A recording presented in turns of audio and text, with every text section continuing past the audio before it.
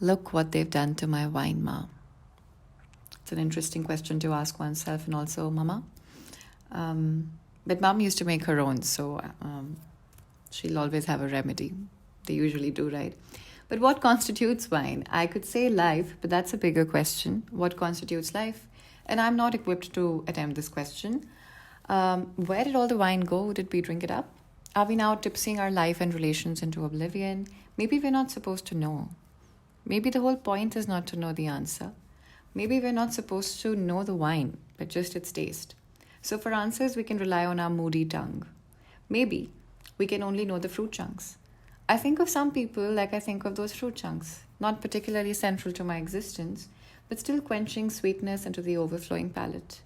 I think of strangers and how unknowingly they influence some of the most important decisions one tends to make. And I don't mean it in the what will she say, what will he say way. I mean it in the does he, she know we even think of them way. Not only in the ways of Before Sunset and how Julie Delpy became an aspiration for a 16-year-old me, but in singing a waltz for all the fruit chunks of my life. Now, they may not make the wine better, but they definitely challenge the palate into quiet resignation. There is something to learn about that, the element of chance from all these fruit chunks, isn't there?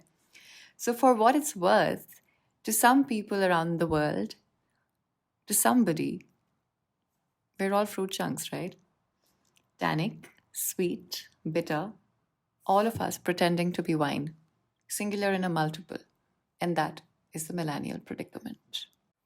We're going to close with this song by Simone Weil that I really love for multiple reasons, but I think mostly it's about how it's difficult to be in stasis. So you're constantly moving from being one person to another. I think, but is stasis even something we desire, or do we want stasis? I don't know. And I think that's the millennial predicament always, to be or not to be, what not to be, to move or not to move. So yeah, I'll hand it over to Simone White. I'll be back next week with a new playlist and a new predicament. Talk to you then.